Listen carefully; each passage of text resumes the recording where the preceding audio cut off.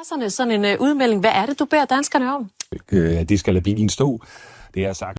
Please, it's come down to begging. Lars Aagaard, the Danish Minister of Energy, says in an interview with DR Network, Danes, please, if you have any energy consumption that you can do without, please do so. If driving your car is not absolutely necessary, then don't do it. This interview quickly became headline news in global media and was a clear sign of the turmoil in the world energy market. Trump, inspired by the experience in Venezuela, started the war on Saturday. He believed that with a swift blow in less than 48 hours and before the reopening of global markets, Iran would surrender and he could end the war victoriously. But he hit a hard rock. He ended up crashing, quite unexpectedly, into the barrier. He failed. That very night, the Strait of Hormuz was closed, a passageway through which about 20 million barrels of oil and petroleum products pass daily.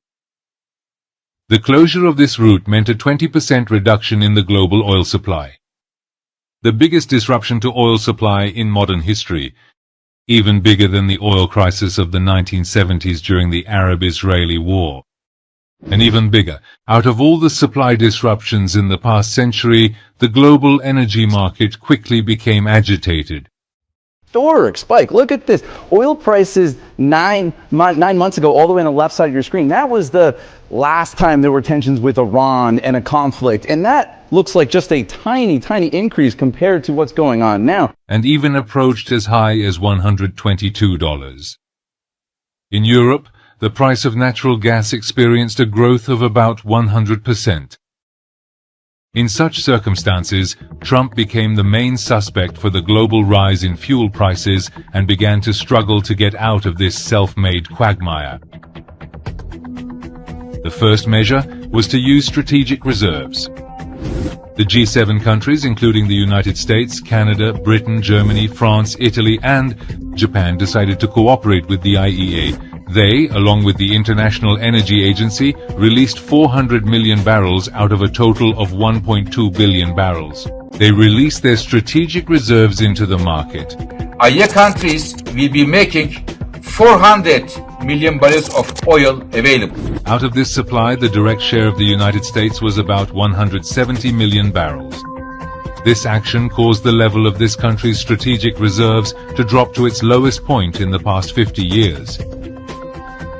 Fatih Birol, executive director of the International Energy Agency, announced that this move is one of the largest historical interventions in the oil market. Nevertheless, even if the release of the reserves had started immediately, it could have only covered 20 days of shortage. It could only compensate for the loss of Persian Gulf oil. And that was in a situation where more than 2 weeks had passed since the supply had stopped.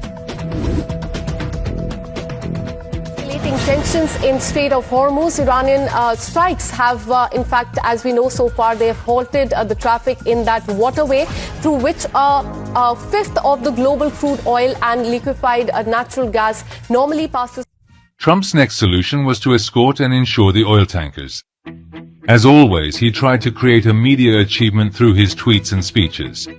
And he claimed that Iran's navy had been eliminated and that American warships would escort all the oil tankers. But no tanker trusted these promises. Given the experience we had in the Red Sea, because of the Houthi drone attacks on international shipping in that region, we learned an important lesson.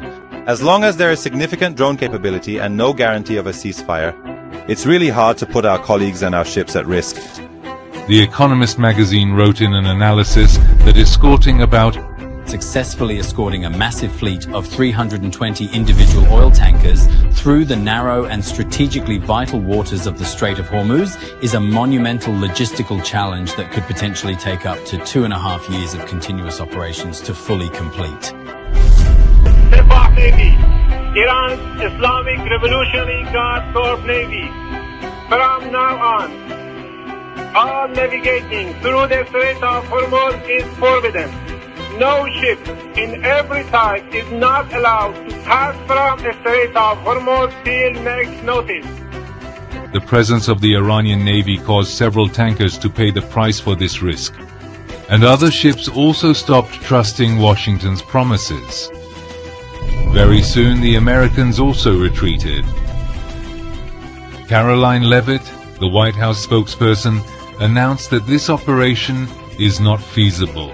Chris Wright, the U.S. Secretary of Energy, also said in an interview with CNBC that the U.S. Navy is ready to escort tankers in the Strait of Hormuz. Can it happen now? Will it happen soon that the Navy can do that?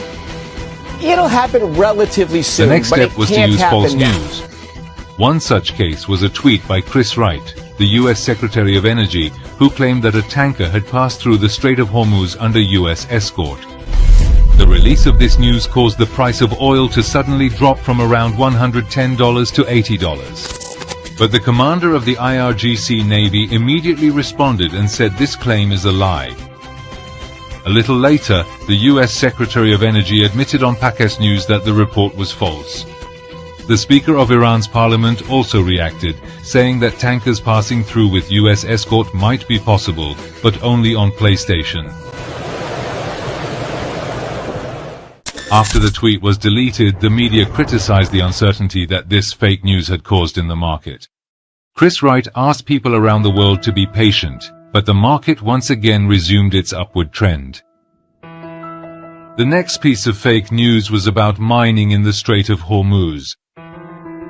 The spokesperson for the Khatam al-Anbiya headquarters denied this claim and said that به حراف‌هایی که از مین دریایی حرف میزنند توصیه میکنیم پیش از مین توجهشان به بمب ساعتی باشد یعنی تیک تاک ساعت تا انفجار قیمت نفت. The media war continued. The United States announced through the media that oil could be transported via Saudi and Emirati pipelines. In these reports, the Habshan Fujairah pipeline in the UAE and the Yanbu pipeline in Saudi Arabia were mentioned as alternative routes. However, in reality, the total capacity of these pipelines covers at most 5% of the world's oil. That is, only if the ports in the region have sufficient security for loading. Not when a significant part of the region's infrastructure, in which the US and Israel are partners, is exposed to attacks and the firepower of Iran and the resistance front.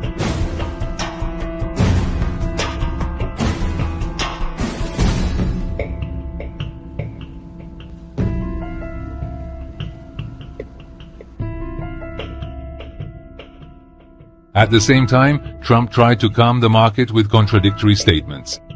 Sometimes he spoke of a 5-week war, and at other times he declared that the war would be short-lived, even though the objectives were almost achieved and the war was nearing its end.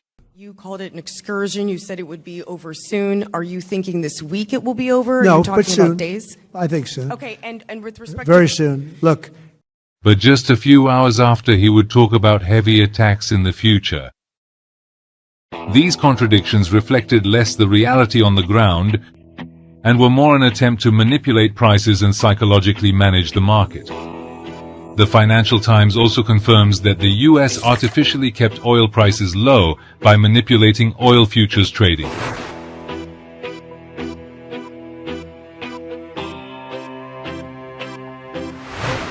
Trump's contradictions regarding the Strait of Hormuz reached their peak, even though he had declared victory 7 times in 10 days.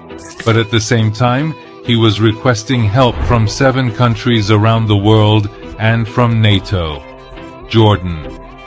Donald Trump kept insisting on continuing. Repeated phrase, on continuing, is repeated many times and appears to be a transcription error or stutter, so it is rendered as such for accuracy and completeness.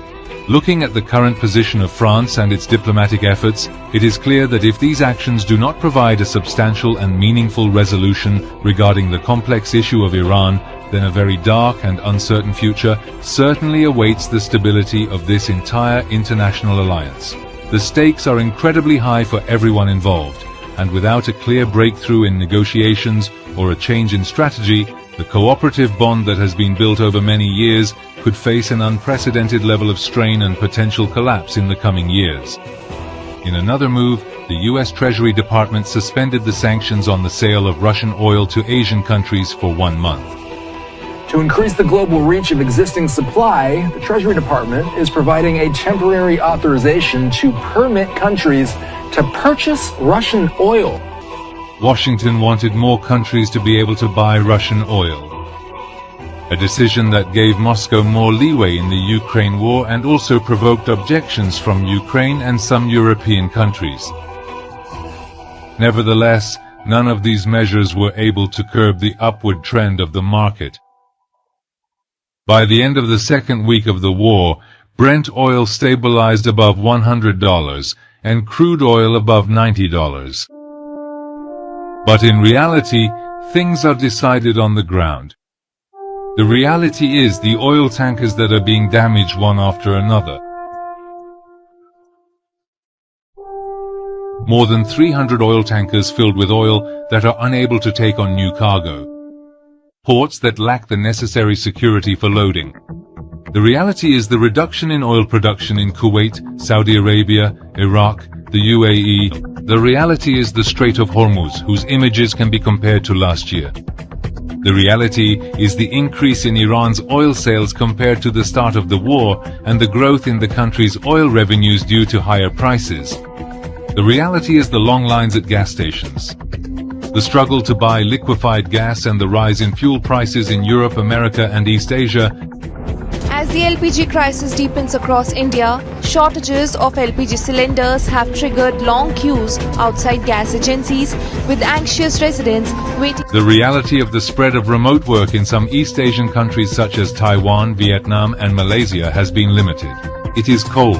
In Vietnam, businesses are being encouraged to let employees work from home to reduce fuel demand for transportation. It's the reality behind the repeated pleas of Denmark's energy minister.